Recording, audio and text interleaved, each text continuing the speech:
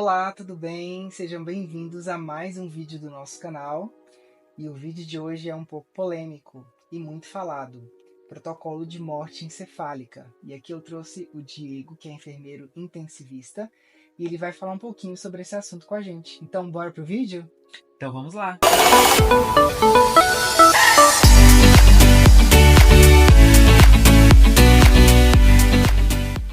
Então, Diego, a gente ouve muito falar de morte encefálica, né, de protocolo de morte encefálica, da pessoa que morre. Tem um estigma muito grande por parte dos familiares, né? Sim, Você trabalha muito em ambiente de UTI, certo? sim, E certo. você já passou por algumas instituições onde há a abertura desse protocolo de morte encefálica.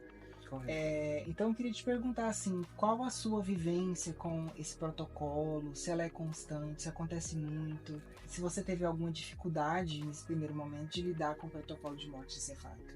Então, Fabrício, respondendo a sua pergunta, eu passei por diversas instituições, algumas públicas, algumas instituições privadas, mas em ambas o protocolo de morte encefálica ele é o mesmo, até mesmo porque ele segue um criterioso e também um rigoroso padrão, né, para que a morte encefálica ela venha a ser laudada pelo médico, né? Na verdade, mais de um médico. Entendi. E eu não tive dificuldade, porque é um protocolo amparado pelo Ministério da Saúde, também pela Organização Mundial da Saúde, e aí é só você seguir o passo a passo.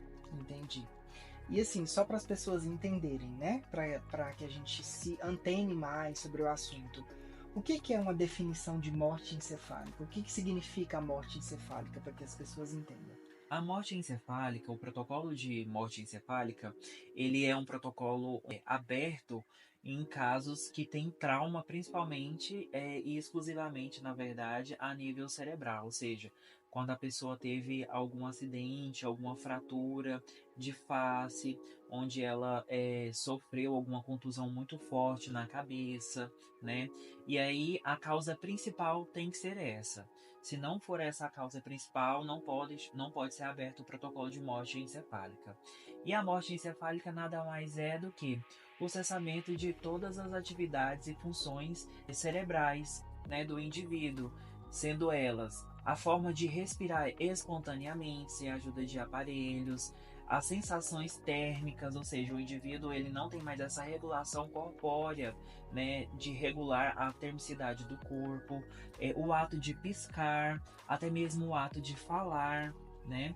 Essas partes vitais elas são cessadas. Então, assim, por exemplo, quando o paciente ele dá entrada no hospital, ele entra primeiro pelo pronto-socorro, né? Certo. Então, se é um paciente que ele já tem um histórico aí de trauma a dano cerebral, vocês usam algum tipo de ferramenta para fazer um escalonamento, para saber como que está a consciência daquele paciente, como que está o nível daquele paciente? Sim, existem escalas, né, que nós podemos fazer o uso para avaliar qual é o nível de orientação desse paciente. Nós utilizamos muito a escala de coma de Glasgow, né? E essa escala de coma de Glasgow, ela vai avaliar qual é o nível de consciência desse paciente. Mas nem sempre nós conseguimos aplicar essa escala de coma de Glasgow, porque às vezes o paciente vai estar totalmente irresponsivo, né? E a escala de coma de Glasgow, vamos supor, vai dar o score de 3. Antigamente, antes da atualização da escala de coma de Glasgow, já era incompatível com a vida. Então, teoricamente, já era um paciente que nós prontamente iríamos abrir o protocolo de morte encefálica. Mas hoje em dia não é mais assim. Nós fazemos a escala de coma de Glasgow, o paciente ele é admitido na UTI, ele é monitorizado e nós entramos com as drogas vasoativas, com as drogas vasopressoras, com a parte de verificação dos batimentos cardíacos, né, que é as drogas que vai fazer essa manutenção, como dobutamina. Aí vai depender do caso clínico do paciente e da hemodinâmica do paciente. Entendi.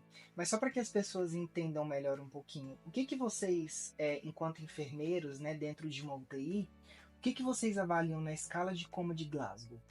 Certo. A escala de coma de Glasgow ela é uma escala onde nós enfermeiros ou fisioterapeuta ou até mesmo médico vamos avaliar 3 níveis de consciência dentro dessa escala, que vai ser a abertura da pupila, qual é o tipo de reflexo que ela está nos oferecendo, se ela é fotorreagente, se ela tem a contração é quando o reflexo de luz ele bate na pupila, se o paciente consegue abrir a pupila de forma espontânea ou somente com um comando verbal. Por exemplo, Fabrício, abre os olhos. E aí o paciente só após esse comando verbal abre os olhos. Então ela vai receber uma pontuação.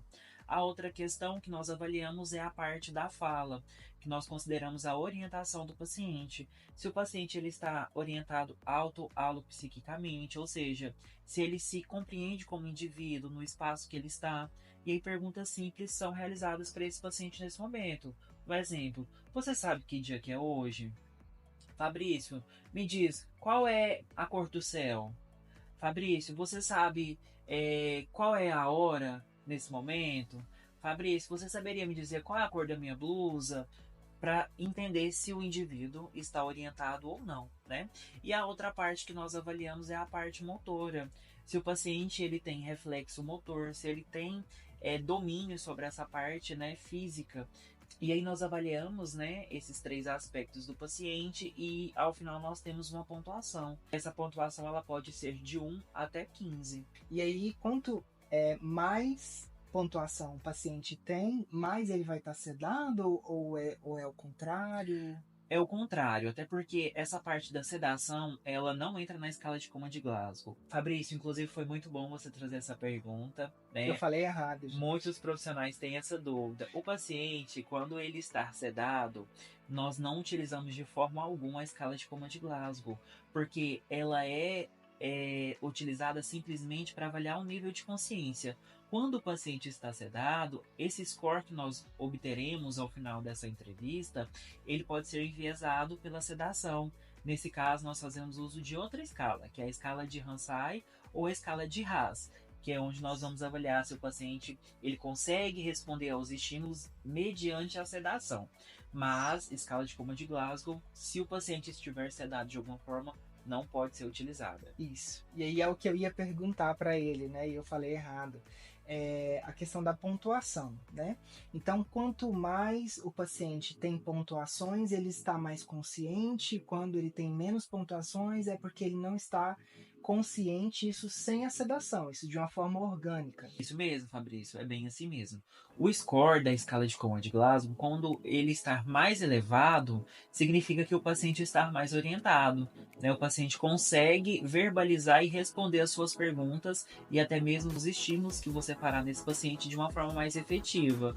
Agora, quanto menor essa escala for, para o paciente, infelizmente, é pior, porque significa que o dano cerebral para esse paciente ele está mais efetivo.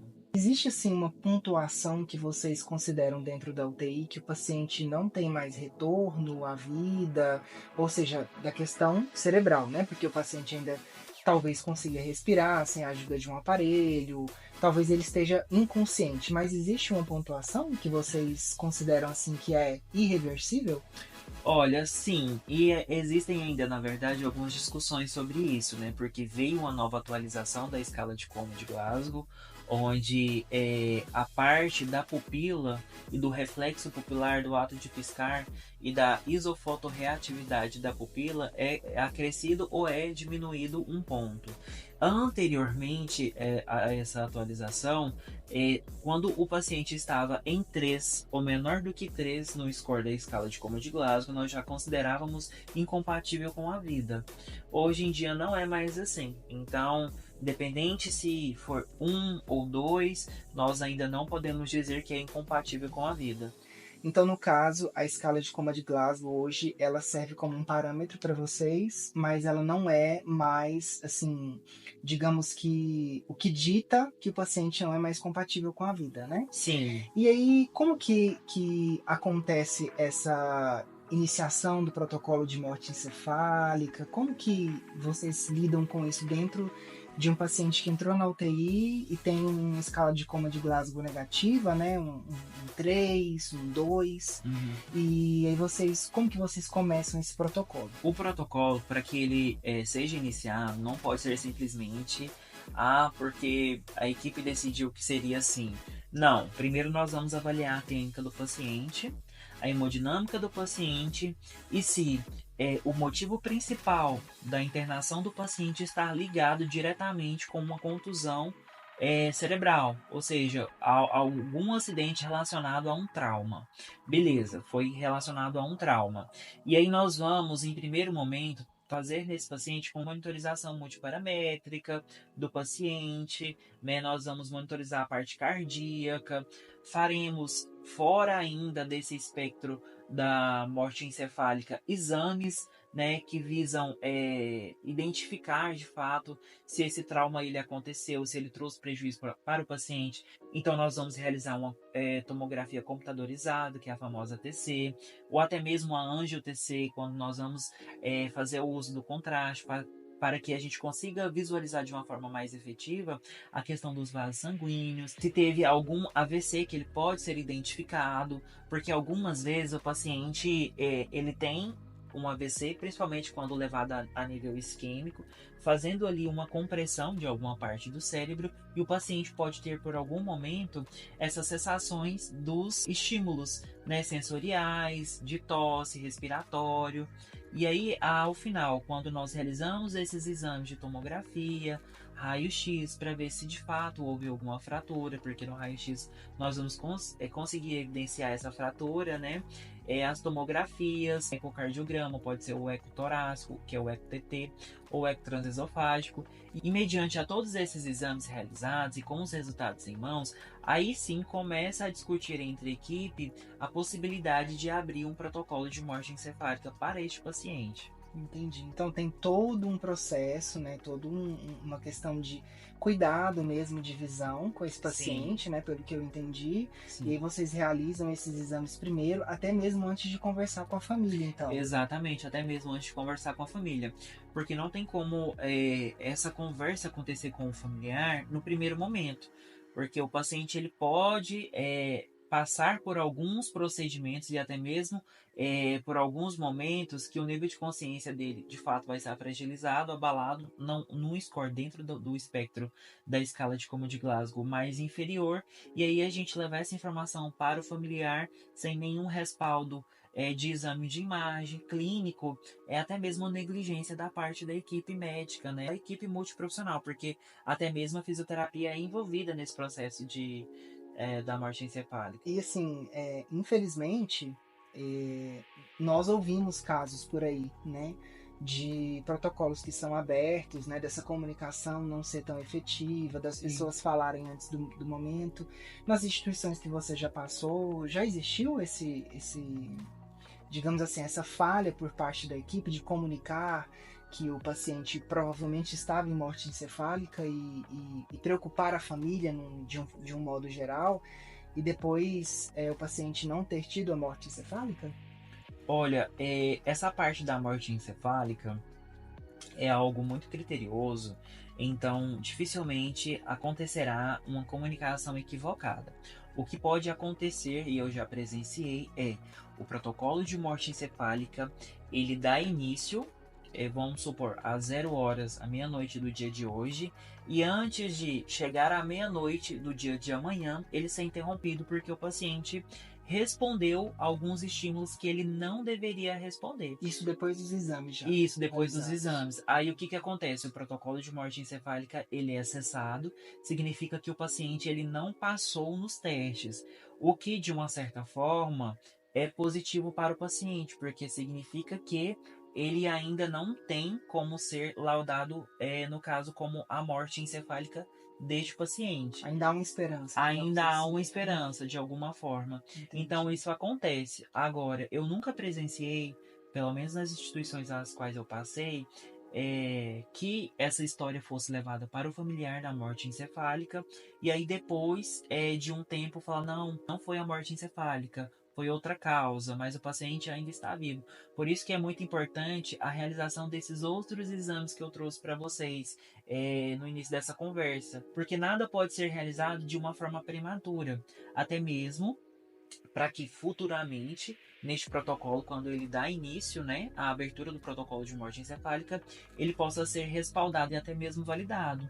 Olha, vocês assistiram o paciente nas primeiras 24, 48 horas, e aí o paciente não apresentou nenhuma evolução hemodinâmica, e aí a partir disso vocês abriram um protocolo de morte encefálica, porque o protocolo de morte encefálica, geralmente, pelo menos nas instituições às quais eu passei, ele dá-se início após 72 horas da admissão do paciente, né? Então tem um tempo de espera, por exemplo, Sim. 3 dias, para vocês iniciarem o protocolo. Olha, geralmente sim.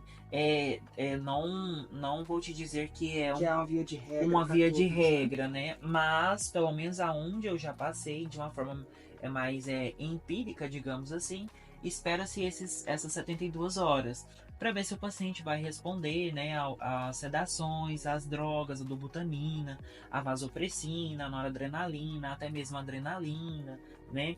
E aí, a partir disso, se o paciente não conseguiu responder a nenhum estímulo, a nenhuma droga, aí neste caso, conversa-se com a possibilidade de abrir o protocolo de morte encefálica. Entendi. Por que eu fiz essa pergunta para o Diego, né? É porque nós vemos muitos comentários aí na internet de pessoas falando assim, entrou com um protocolo de morte encefálica e ele foi interrompido porque a pessoa apresentou reflexo de tosse, Sim. porque a pessoa piscou o olho, porque a pessoa se mexeu, né? Então, eu queria que você explicasse um pouquinho pra gente qual é o principal critério para esse paciente entrar no protocolo de morte encefálica. Porque, por exemplo, a gente tem que deixar isso claro para as pessoas, para que as pessoas entendam que não é todo mundo que sofreu uma lesão na cabeça que ele vai passar pelo protocolo de morte encefálica para depois ser diagnosticado o óbito. Tem casos, por exemplo, que o paciente já chega em óbito no hospital, né? E aí é claro que a equipe ainda faz alguns exames, né, para comprovar e constatar a morte desse paciente, né? Mas tem muitas pessoas que ainda levam esse empirismo, né, esse conhecimento antigo de que as pessoas entram no protocolo de morte encefálica de uma forma assim negligenciada pela equipe de que está ali fazendo atendimento ao paciente e o paciente volta à vida, né? Então, assim, quais são os critérios para o paciente ser inserido, né? Para a gente desmistificar isso, porque não são todos, eu sei que não são todos os pacientes que passam pelo protocolo, né? Por mais que ele tenha um trauma craniano, né? Seja ele leve ou muito grave, o paciente depois de algumas horas ele acaba falecendo no hospital, né? Sim. E aí, assim, qual que é o critério para a gente saber se realmente o paciente ele está em um protocolo de morte encefálica, se ele entrou por esse protocolo ou se ele não entrou? Aonde está a falha? Seria a falha de comunicação de alguma instituição, né? De alguma equipe multidisciplinar, porque nesse momento é muito importante, né? Sim. Que todos os profissionais, que são os enfermeiros, médicos, fisioterapeutas e outros especialistas, né? Exatamente. Então, assim, como que a gente vai saber se realmente o paciente entrou no protocolo de morte encefálica? Para que o paciente, de fato, ele entre no protocolo de morte encefálica, ele precisa ser assistido no mínimo de 6 horas até 72 horas antes de dar início aos procedimentos para o protocolo da morte encefálica. O que acontece muito, infelizmente, é uma comunicação que ela acontece com o familiar, e aí o familiar naquele momento, né, de tristeza, angústia, ele não compreender muito bem as informações que foram passadas. E hoje em dia, como a internet ela está aí à distância de um clique, né, e a comunicação ela é repassada de uma forma, digamos que em tempo real, a pessoa às vezes já sai fragilizada dessa informação, desse momento de comunicação, e acaba levando essa história para frente em um momento que ele não compreendeu muito bem. Então Qual que é o quadro? Ela já sai, por exemplo, entendendo que o paciente já está no protocolo. Exatamente. Né, antes desse período que você falou, que vai de 6 a 72 horas. A 72 horas. Então, antes de 6 horas, o paciente chegou no hospital. Antes de 6 horas, do momento que ele chegou até às 6 horas, ele não pode entrar nesse protocolo. Não, ele não pode entrar neste protocolo, porque é o momento da investigação clínica. Nós vamos fazer entrevista com os familiares para saber se esse paciente não teve nenhuma queda, né, nesses últimos 1 mês, 4 semanas, porque pode ser que o paciente não teve um trauma significativo, mas decorrente de uma queda que ele teve, que ele bateu a cabeça, de uma causa conhecida, que ele trouxe para o paciente um trauma, ele possa desenvolver complicações clínicas que pode ser que ele acabe entrando ou corroborando com essa parte de dar início ao protocolo de morte encefálica. Um exemplo Se tem clássico. doenças prévias, no Se ele caso, tem né? doenças prévias, o paciente às vezes entra muito na UTI com cetoacidose. E aí o paciente com cetoacidose, a depender do nível, a glicemia desse paciente está na corrente sanguínea, o paciente ele pode ter o rebaixamento do nível de consciência, que aí, rebaixamento do nível de consciência, eu vou fazer o uso de qual escala? A escala de Como de Glasgow. E aí o paciente começa a ficar confuso e ele de fato entra em um momento de coma. Então ele não vai conseguir responder a alguns dos estímulos dentro da escala de Como do Glasgow. E aí, um exemplo, se o profissional que está assistindo esse paciente colocar esse paciente no protocolo de morte encefálica, obviamente esse protocolo dará negativo, porque após um período o paciente começará a responder às medidas clínicas adotadas, pode ser de causa respiratória ou metabólica. Então, respondendo a sua pergunta, existe um momento que esse protocolo ele é discutido, mas em momento algum vai ser na primeira hora que o paciente entrar dentro da UTI.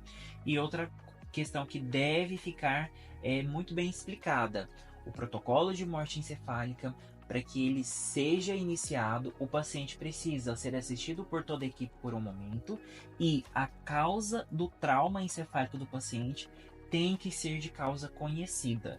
Não pode simplesmente ser algo subjetivo, subentendido.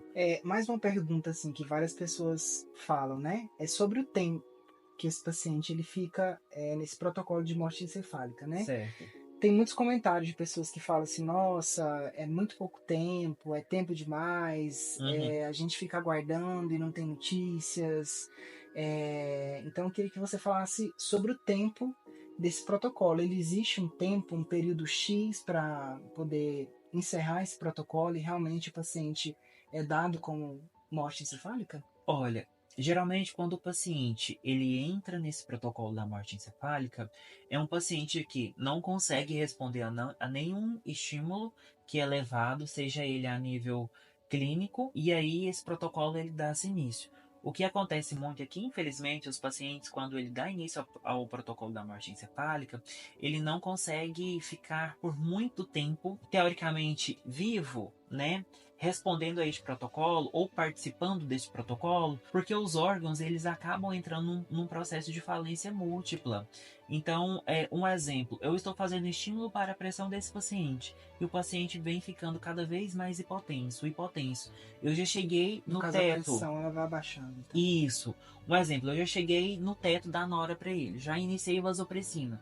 Já cheguei no teto da vasopressina. Então, as drogas vasoativas, vasoconstritoras, as drogas que estão ali para regular essa parte cardíaca do paciente, até mesmo essa parte pressórica, elas não estão tendo nenhuma função, digamos que para aquele organismo, né? Entendi. E aí o paciente ele não consegue chegar em um período, digamos assim, que distante do início do protocolo até o término do protocolo. Geralmente o paciente, quando ele abre o protocolo de morte encefálica, por mais que esse protocolo ele seja iniciado e não consiga terminar nas 24 horas, nas próximas 48 horas, nas próximas 72 horas, eu nunca consegui ver um paciente que chegou até as 96 horas. Então, geralmente, antes de 5 dias do início do protocolo, término, início e término, o paciente não consegue ficar por um período de, digamos que 5 dias, né, participando deste protocolo. Em relação ao tempo, existem muitas informações desencontradas na internet, porque não existem muitos vídeos que tragam informações atualizadas. Mas as informações que nós temos da última revisão do protocolo, que foi em 2024, é que existe um tempo sim, e que este tempo ele vai estar ligado diretamente à questão da idade do paciente. Porque o que eu posso trazer para vocês são informações relacionadas ao paciente adulto. Embora eu já tenha participado, trabalhado com a parte da pediatria, inclusive eu gosto muito, né, da pediatria e da neonatologia, mas o tempo de resposta é diferente. Mas hoje, para o adulto, é 24 horas. Se nas próximas 24 horas eu iniciei o protocolo de morte encefálica e o paciente, ao final dessas 24 horas, ele infelizmente tenha passado por todos os estímulos realizados, ao final dessas 24 horas, mediante a 2 exames complementares por profissionais diferentes que não estão participando da captação desses órgãos, caso o familiar, inclusive, decida fazer a doação, porque precisa da autorização do familiar. E aí os profissionais envolvidos nessa captação do órgão, que é o pessoal que está lá no centro cirúrgico para fazer essa ectomia, ou seja, esses cortes, né, essa remoção dos órgãos, eles de forma alguma podem participar deste processo de validação dos exames complementares. E aí, para que as pessoas não tenham até mesmo essa questão de, nossa, mas será que de fato estava? Será que não foi o interesse desse profissional em realizar essa captação dos órgãos? Então, por isso que de forma alguma esses profissionais podem participar, até mesmo porque todo o laudo e todo o processo envolvido precisa de assinaturas e CRMs. Então, é possível sim identificar quais foram os profissionais que participaram desse processo, porque ao final dessa validação dos exames, os 2 médicos que foram validar os exames complementares, eles precisam de atestar com o carimbo deles, que tem o nome e o CRM e a assinatura. Entendi. E assim, é um direito, né, dos familiares receberem o prontuário do Sim, paciente, né? É um direito ter acesso a todos os exames que foram realizados, né? Então, é um protocolo realmente sério, né? é um protocolo Mas a sério. gente ainda ouve muito comentário, por exemplo, assim, das pessoas falando assim, ah, vocês desligam os aparelhos antes do período, do tempo para ceder vaga para outras pessoas da UTI. Vocês desligam sim os aparelhos porque vocês são maus, porque vocês às vezes não, às vezes é um paciente idoso e aí vocês não veem essa questão de prognóstico, né, que seria um diagnóstico positivo para o paciente, mesmo ele respondendo a algum estímulo. Então isso tudo é de fato um mito, né? Você É, explicou muito bem, né? Os órgãos eles vão parando de funcionar, né? sim, ele entra nesse processo de falência múltipla, né, de órgãos, até porque eles não conseguem, na verdade, os órgãos principais, né, que seria coração e cérebro. Eles vão participando, infelizmente, desse processo de falência múltipla. Eles não conseguem responder mais a autonomia para este corpo, né, que está ali. E aí eles vão cessando informações. As partes periféricas do paciente, ou seja, os dedos do paciente começam a ficar mais cianótico, mais arroxeado. A saturação desse paciente não consegue mais, de fato, ter uma efetividade se o oxímetro for colocado no dedo, que vai Nível de oxigênio, o você nível de fala, né? oxigênio ele é transferido, digamos assim, retirado da periferia e concentrado nos órgãos mais centrais, né, que viria a ser pulmão, coração, e até mesmo o cérebro. E aí o cérebro, infelizmente, ele não está dando conta mais dessa parte de controle hemodinâmico, digamos assim, aí só o coração que fica ali tentando levar o sangue. Aí o coração entende, poxa, alguma coisa está acontecendo. Então ele prioriza mais essa parte central do corpo. Entendi. Só para a gente finalizar o vídeo, eu queria que você me respondesse só mais uma pergunta, Certo.